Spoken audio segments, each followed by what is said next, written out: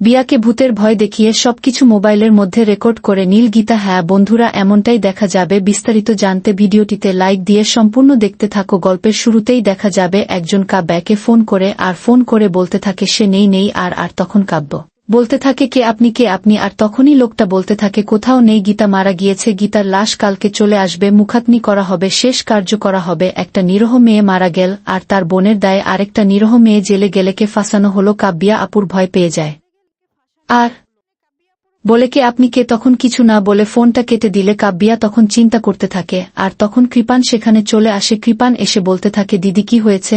আর তখন বলে জানি না, কেউ একজন ওকে ফোন করেছিল।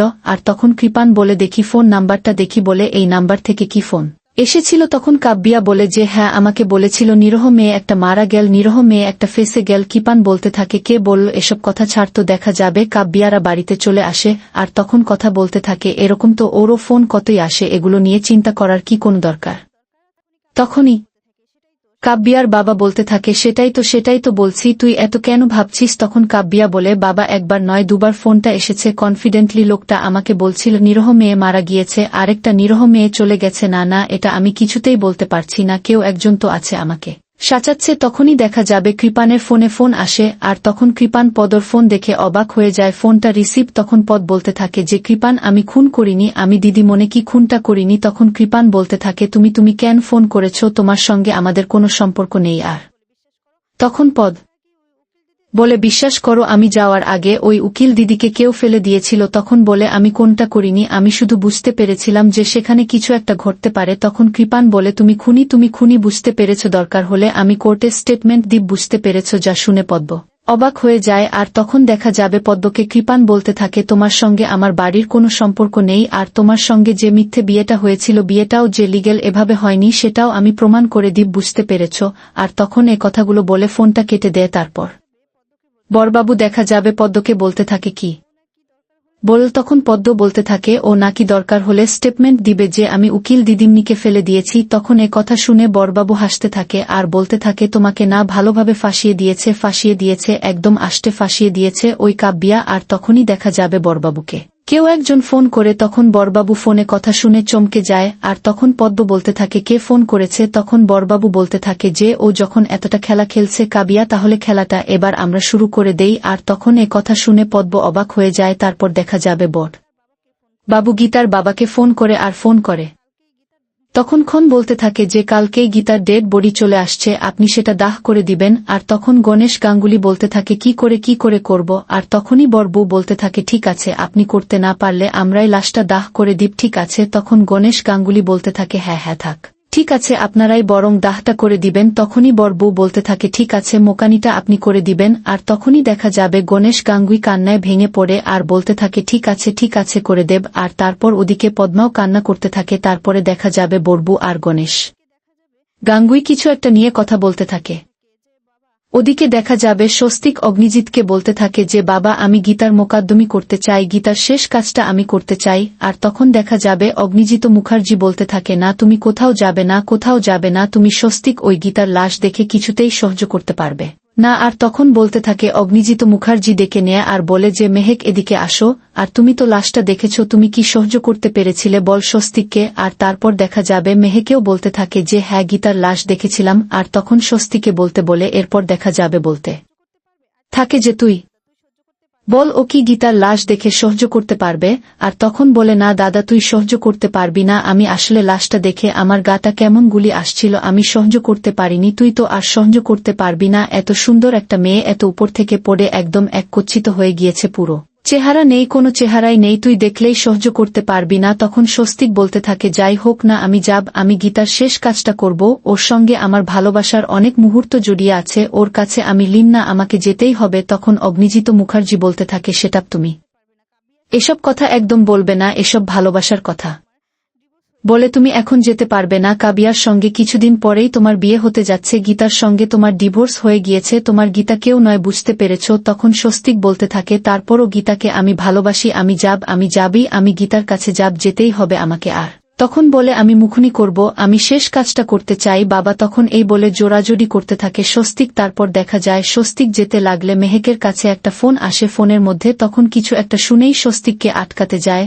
আর তখন বলে দাদা তুই প্লিজ যাবি না, তুই সহ্য করতে পারবি না, তুই প্লিজ আমার কথাটা শুন, তুই সহ্য করতে পারবি না। স্বস্তিক তখন বলে তুই কেন আমাকে আটকাচ্ছিস, আমি বুঝতে পারছি না, আমি বললাম তো আমি যাব, আমাকে তুই আটকাবি না, প্লিজ আটকাবি না। তখন মেহেক বলতে থাকে দাদা তোর কাছে আমি হাত জোড় করে বলছি তুই যাবি না, কিন্তু স্বস্তিক কারো কথাই শোনে না। স্বস্তিক সেখান থেকে চলে যায়। মেহেকের বাবা মেহেককে বলতে থাকে মেহেককে হয়েছে, আর তখন বলে বাবা তুমি দাদাকে আটকাও, গণেশ গাঙ্গুলিকে তুমি ফোন করো, উনি যেন কিছুতেই দাদাকে ঢুকতে না দেয়, বস্তির লোকেদের যেন ভেলি দেয়া। আর তখন অগ্নিজিত মুখার্জি বলে ঠিক আছে আমি এখনই ফোন করছি। তখন গণেশ গাঙ্গুলিকে অগ্নিজিত মুখার্জি ফোন করে বলে দেয় যে স্বস্তিক আপনার ওখানে যাচ্ছে, বস্তির মানুষকে দিয়ে স্বস্তিককে আটকান, কোনোভাবেই যেন গীতার লাশের ওখানে যেতে না পারে, দেখতে না পারে। আর তখনই দেখা যাবে গণেশ গাঙ্গুলি রেগে যায় আর বলে আপনার ছেলেকে তো আমি ঢুকতেই দেব না, দরকার হলে মেরে এখান থেকে তাড়িয়ে দিব। আর তখন অগ্নিজিত মুখার্জি বলে গণেশ গাঙ্গুলি, তখন গণেশ গাঙ্গুলি বলতে থাকে হ্যাঁ একদম চিৎকার করবেন না, বুঝতে পেরেছেন, একদম চিৎকার করবেন না, আপনার ছেলেকে আমি কিছুতেই যেতে দেব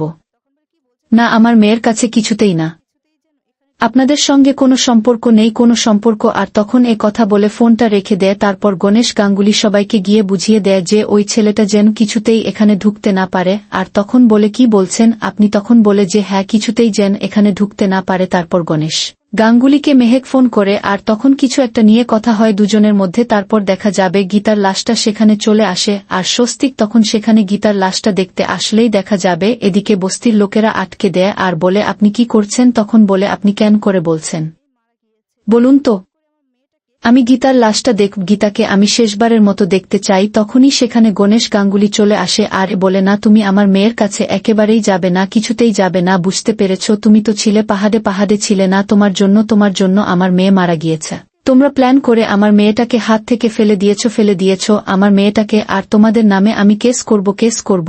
আর তখন বলে যে তোমাদের নামে আমি কোর্টে মামলা করব, বুঝতে পেরেছ, তোমাদের জন্যই আজকে এই অবস্থা। তখন স্বস্তিক বলে না আমরা এই কাজ করিনি, আমি গীতাকে ভালোবাসি, প্লিজ আমাকে যেতে দিন। তখনই জোর করে যেতে চাইলে সবাই মিলে স্বস্তিককে আটকে নেয় আর সেখান থেকে ধাক্কা দিয়ে ফেলে দেয়। তারপরে দেখা যাবে স্বস্তিক মাটিতে লুটিয়ে পড়ে। এরপর গণেশ গাঙ্গুলি বলতে থাকে এখান থেকে চলে যাও, না হলে কিন্তু আমার মেয়ের সঙ্গে তোমাকেও এখানে শুয়ে দেব, বুঝতে পেরেছ। তখনই স্বস্তিক অবাক হয়ে তাকিয়ে থাকে আর বলতে থাকে কেন এমন করছেন, আমাকে প্লিজ যেতে দিন, একটু যেতে দিন। তখনই সেখানে দেখা যাবে ফুলের তরা নিয়ে হাজির হয়ে যায় গিনি, আর গণেশ গাঙ্গুলি গিনিকে দেখে আরও রেগে যায় আর বলে তুই এখানে কেন এসেছিস। আর তখন বিনি এগিয়ে এসে বলে বাবা প্লিজ বোনের মুখটা অন্তত একবার দেখতে দাও, লাস্টের বারের মতো। আর তখন বলে না তুই একদম যাবি না আমার মেয়ের কাছে, তুই কিছুতেই যাবি না, আমার মেয়ের নামে তুই কলঙ্ক, বুঝতে পেরেছিস, তুই আমার মেয়ের নামে কলঙ্ক, তুই আমার মেয়ের সংসারটা নষ্ট করেছিস, আমার মেয়ের জীবনটা নষ্ট করেছিস, মেয়ের জীবনে তুই অভিশাপ, তুই এখানে আসবি নাই। ফুলের তরা কোনো কিছুই দরকার নেই, ফুলের তরাটা ছুঁড়ে ফেলে দেয় গণেশ গাঙ্গুলি। গিনি তখন অবাক হয়ে যায়, বলতে থাকে বাবা শেষবারের মতো অন্তত বোনকে দেখতে দাও। আর তখন গণেশ গাঙ্গুলি গিনিকে ঠাসি একটা চড় মারে। এরপর গিনি তো অবাক হয়ে যায়, ওদিকে দেখা যাবে অবাক হয়ে যায় স্বস্তি। গণেশ গাঙ্গুলি তখন বলে তোকে আমি শেষবারে মদত বললাম তুই এখান থেকে চলে যা, কোনোদিনও এখানে আসবি না, আমার কোনো মেয়ে নেই। তখন গিনি অবাক হয়ে তার বাবার দিকে তাকিয়ে থাকে আর মনে মনে রাগ করতে থাকে তার বাবার উপর। এদিকে গণেশ গাঙ্গুলি বলতে থাকে আমার মেয়ে তো চলে গিয়েছে, তোর সঙ্গে আমার কোনো সম্পর্ক নেই। তখন গিনি বলতে থাকে বাবা তুমি ওকে মারলে। এরপর গণেশ গাঙ্গুলি বলে যে হ্যাঁ, তুই যদি এখান থেকে না যাস তাহলে তোকে কিন্তু স্বস্তিকের মতো অবস্থা করব, যা এখান থেকে। আর তখন গিনি সেখান থেকে চলে যায়। এদিকে দেখা যায় যে বিয়ে যখন তার বাবার সাথে কথা বলতে থাকে হঠাৎ করে একটা কানের দুল পায়, যেই দুলটা কিনা তার কানে ছিল, আর দেখেই চমকে যায় আর বলে এই কানের দুলটা তার কানে ছিল, তাহলে এটা কি করে এখানে আসলো। কথা বলেই অবাক হয়ে স্বস্তিকের বাবা গীতার সাথে সমস্ত সম্পর্ক চুকিয়ে দেওয়ার জন্য একটা কার্ড নিয়ে আসে। আর তখন এদিকে গণেশ গাঙ্গুলিও বলতে থাকে যে হ্যাঁ আপনাকেও কথা বলে রাখছে, আপনাদের দাওয়াত দিলাম, পেট ভরে এসে খেয়ে যাবেন।